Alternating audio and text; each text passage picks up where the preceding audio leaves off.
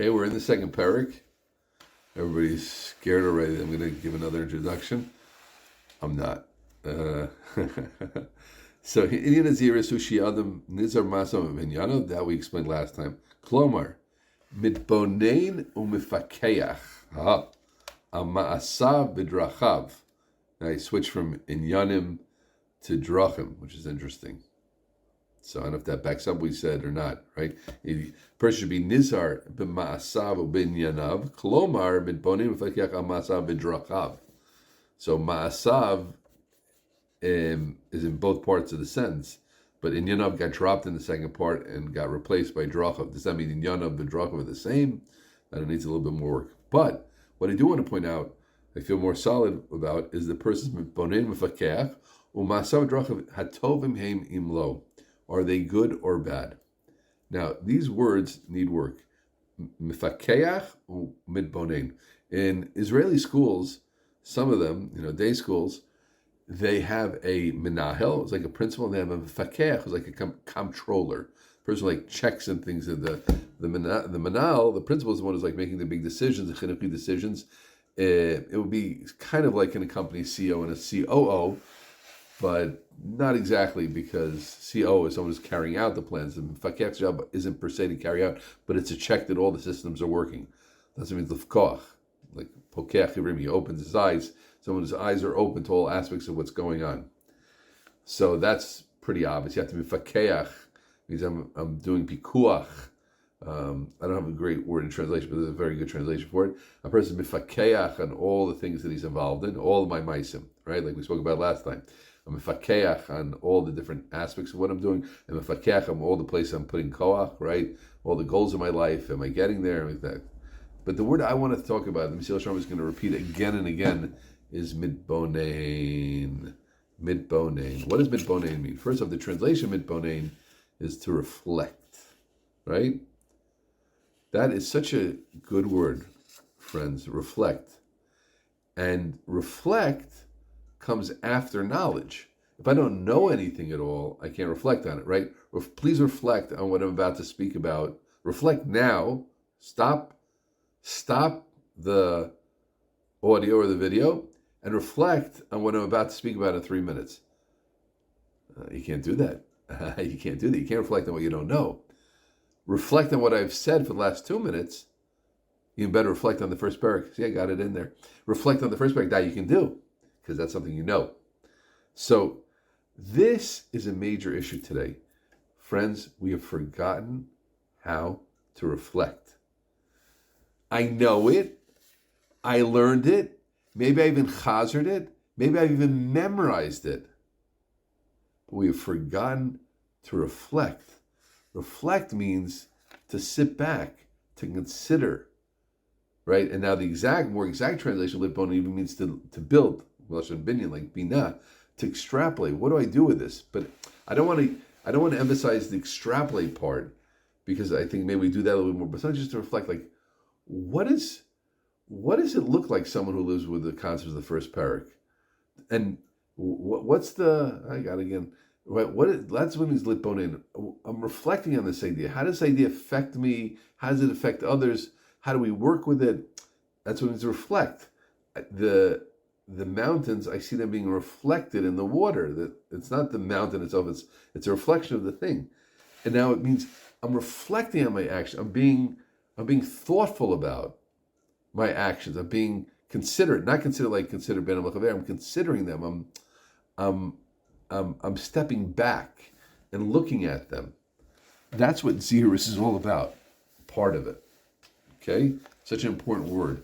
And I think if you're thinking, you'll agree with me that it's something we do less of today. Maybe because we're moving so fast and we're, the pushes to get so much done and go from thing to thing. But sit and reflect.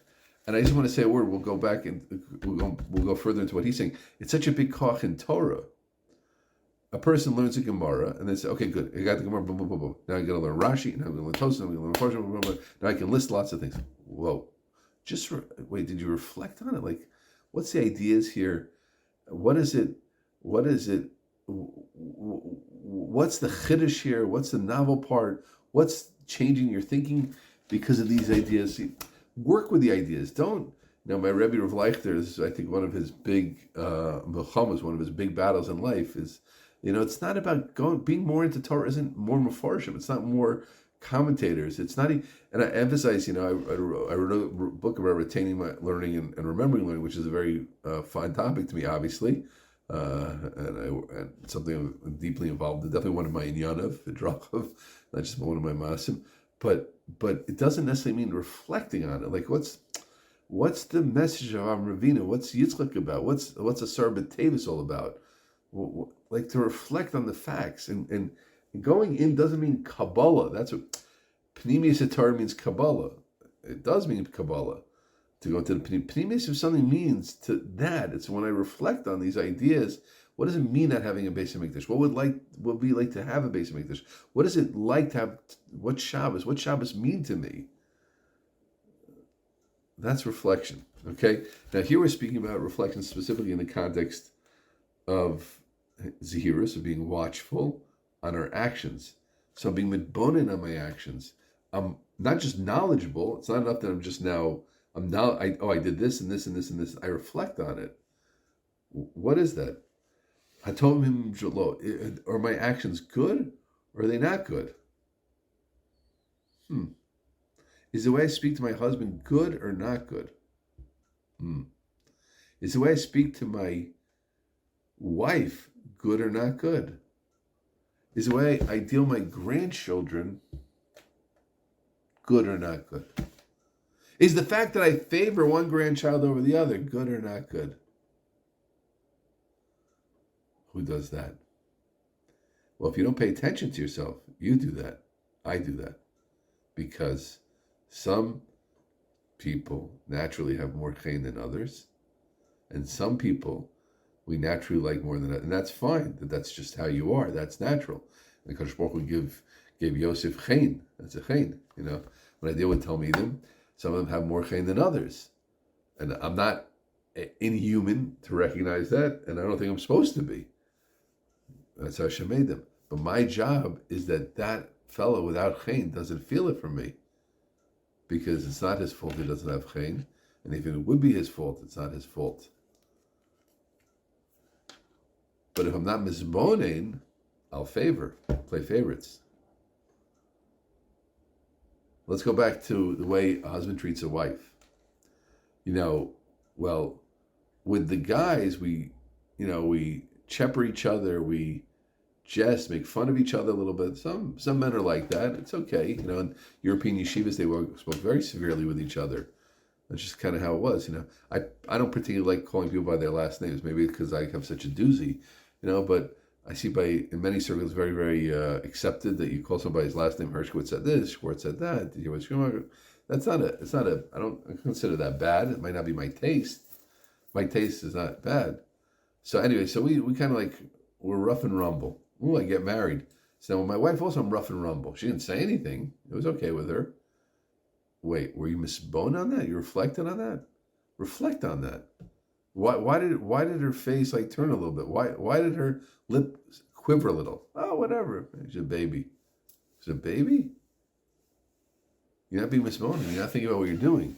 You're not considering your action. You're just on automatic pilot. That's really the thing. Are you on automatic pilot? The basic message of Zehirus is don't be on automatic pilot. Don't be somech on yourself. Don't count on yourself that you know what you're doing. I want to give one more example from marriage, then we'll go further. Says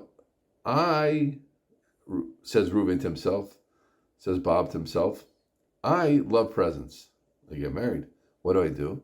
I give my wife a lot of presents, And then he knows, but she doesn't seem so happy. I make these nice presents. Twice a week I get her a present. On her birthday, anniversary even, I remember to give her a present. And she's not so happy. Okay, must be something's wrong with her. Right? So you tell her something's wrong with her. But if you're mitbonein, if you reflect and you say, wait. I like presents, therefore it must be that my wife likes presents. And therefore that's why I give her presents, because I'm trying to be a good husband. But then you're mitbonein, you reflect, and you say, hatovim imlo. It doesn't seem like it's good that I'm giving my wife so many presents because it doesn't seem like it's doing it for her. Now, at that point, you don't know what to do, and you need help. Okay, and we'll come back to that. But that's the point of it, bonin. Is it good or bad?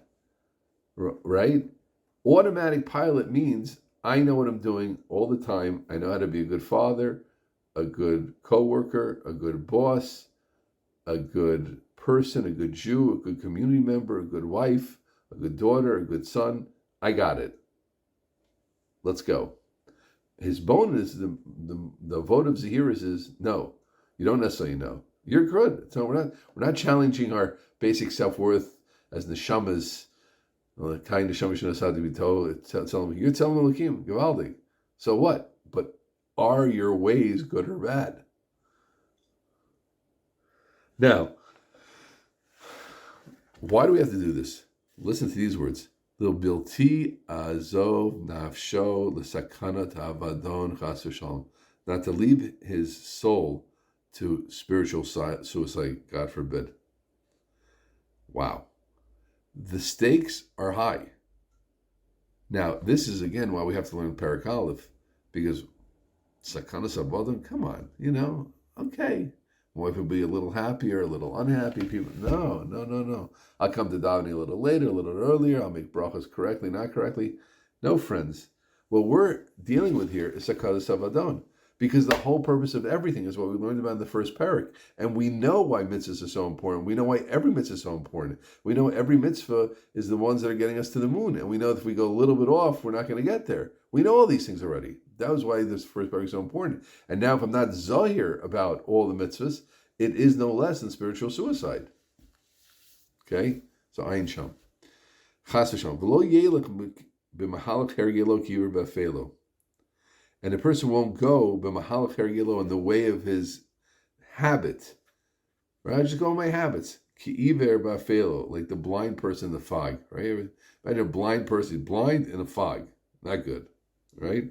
Vinei, zeh, the fact that someone examines his life and thinks about his life and does a cheshbon and nefesh and considers, how am I spending my time? What am I in yanim? What am I meisim? What am I doing? This is something that the seichel, a rational, thinking being, has to be involved in. Once a person does have wisdom and understanding to save himself, and to run away from spiritual suicide. God gave you the abilities. We understand the first Perek, and we know how to fix ourselves. How is it possible? How is it possible that one will hide? La'alim ayin means to not look at. Halam ayin, like turn away from it, look down. You can save yourself, so why not you? Right? What are you doing? Ein lecha. So what does Mesilas Yesharim think about this here? He really pours it on. Ein lecha pchisis v'holis. There's no foolishness and lowness. Pchisis like lowness. No, pchisis v'holis, the Rami Zavadai. So listen to this. Who likes dogs? Dog lovers out there? Calf lovers? Alligator lovers? Mosquito lovers? Ba'oseh kain. Someone who does not engage in Zahiris. Someone who does not consider what he's doing. Someone who is not into this whole thing. What happens? Hu pachos ma behemus v'achayas. You're less than an alligator. Why? Asher b'tivam l'shmor adatzmo. It's an amazing thing. Every animal, flies, right? How to see when you try to kill a fly, what happens? It goes, runs the other way. You try to kill a mosquito, l'havdil. Right? I think it's a mitzvah to kill mosquitoes. I don't think it's necessarily a mitzvah to kill flies. Right? But you kill a mosquito, mosquitoes are enemies. They're trying to hurt people. So they naturally, even them, and koshikain, dogs and cats and alligators and koala bears, when they sense danger, they run away. It's an amazing thing. They naturally take care of themselves. Therefore, if you look dangerous to them, they're going to go the other way. V'holech be'olamo, one who goes in his world. It's probably a dig there, but olamo specifically, but I don't know. Why does it say olamo, not olam? V'holech be'olamo bliad bonod im tova darko im ra.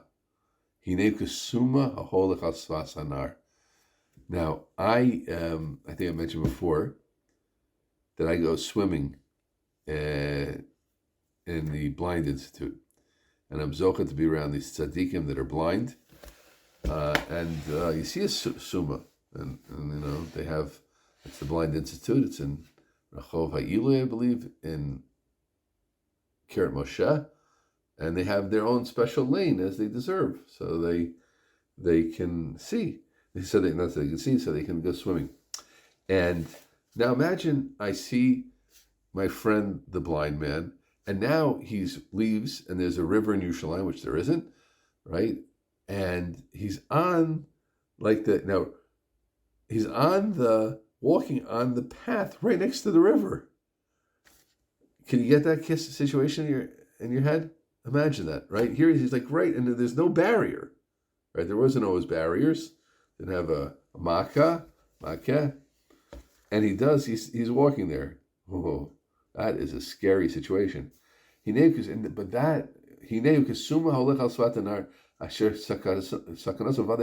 danger is awesome. Rato, and the negativity that's surrounding him is krova me'atzalato, is greater than hatzalato. Kine hisarna shmir, one who's not careful. They have vorna tivi, one like him who can't watch himself because he doesn't have eyesight. Or a willingness not to examine your ways. Someone's closing his eyes, because when we close our eyes when we know, you don't know. But we that know what the world is about, and we that know what the mitzvahs are about, and you're not paying attention to it, it's the same thing. It's the same blindness. So that's our choice in life. We can have eyesight and evaluate ourselves and see ourselves, or we can be blind. And the zahiris that we need, and again, I totally am speaking to myself here, including us, I need a chizuk in this also, is that we have to consider masav v'nyanav, masav v'drachav. Am I doing good things or not good things? Am I spending my time well? Am I involved in what I should be doing? Am I let's talk about the major areas of Torah, Avodah, Gimel Sasadim, right? Am I involved in Torah the way I should? Am I spending my time the way I should? Am I involved in avodah? Am I coming late to davening? Am I leaving davening early? Am I paying attention during davening? Am I taking my phone during davening? What is davening to me? Am I growing in davening? Chesed. What's my chesed like? Am I nice to be around? Am I spreading good words to people? I'm not saying what the right thing or the wrong thing is, but we're thinking, how do I speak to people? People get offended by me? Do people not like me? Am I socially off? If you're socially off, there are things to learn about, but you have to evaluate. I'm not getting the reaction from people I know. People don't seem comfortable around me. Okay, good. Now we'll talk about what we do with it. But the first thing is that the aleph of zahiris is understanding. The stakes are high. There's a good way to do everything. There's a bad way to do everything. And we have to pay attention to ourselves all the time. I'm going to end with a semi-quote of the Chazon Ish I'm going to be talking. He says, someone who doesn't work on himself, pay attention to himself, but tell you'll end up bad in every way. You'll be a big balgaiba, a big kasan, a big kaptan, a jealous person, right? The bad means are on the side of us. And we have to be mifakech on ourselves to see where we are with all these things. Otherwise, we're going to get nowhere. And that is the powerful message of the beginning of this Perek. See you next time.